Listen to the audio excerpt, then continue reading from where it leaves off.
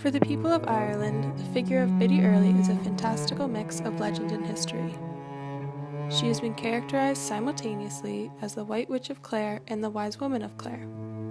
The tale of Biddy has been characterized by scholars as one of those narratives referring to everyday events that are supposed to have happened involving people who were apparently historically real. Since Biddy Early lived so long ago, most of the information about her and her tales have been passed down from generation to generation until it was finally recorded. Biddy is now treated as a legendary figure who, in her time, was one to be both feared and respected. For the majority of her life, Biddy Early lived fairly modestly, in a small cottage in County Clare. This cottage is now abandoned and serves as a tourist attraction site. Throughout her life, she had several husbands, each increasingly younger. She first got married at the age of 20 and was married for the last time at the age of 80. She was rumored to have been married up to 6 times. She had one son named Tom, and he was said to outlive all 6 husbands. It was also rumored in the nearby villages that she got some of her husbands to marry her through trickery or charms. Stories about Biddy Early are usually exaggerated and often include mythological motifs. One of the most talked about aspects of Biddy was her little blue bottle.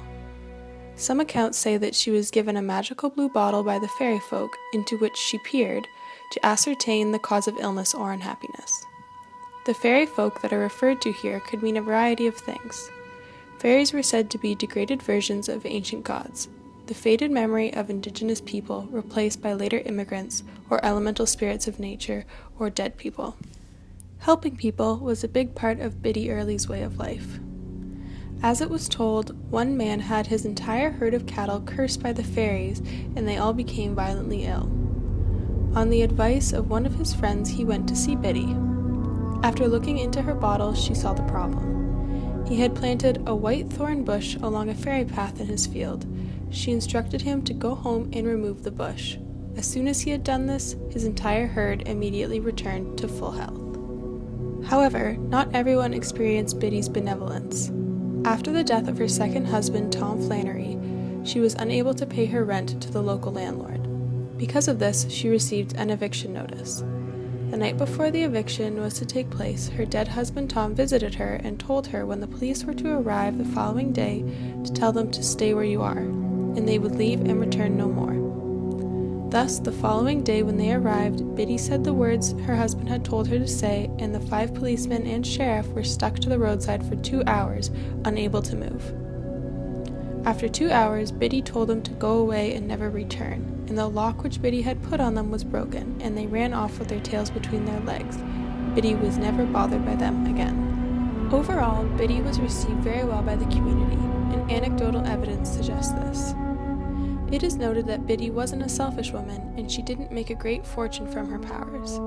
She only accepted a jug of poteen or whiskey, or perhaps some food for her services, but never money. She was also welcoming and generous towards travelers. If a weary traveler was coming from many miles to meet Biddy, she would see them coming in the bottle and meet them halfway. And it is said that never was a tired traveler turned from her door, and many a passerby was given a jug and a seat in front of her warm fire. Another interesting story of Biddy's magic is the 1995 Clare hurling team. The team was supposedly cursed by Biddy, and because of this, they hadn't been in a championship since 1932, where they lost the finals. In 1995, they finally broke the curse. The significance of Biddy lies in the fact that she's so well known today. Her name is still current almost a century and a half after her death. She wasn't the only individual with power of some sort, but she was probably the most famous of the fairy doctors to whom ordinary people resorted when ill or in trouble. Even though she was highly regarded as a witch, Biddy Early gave people the hope to survive.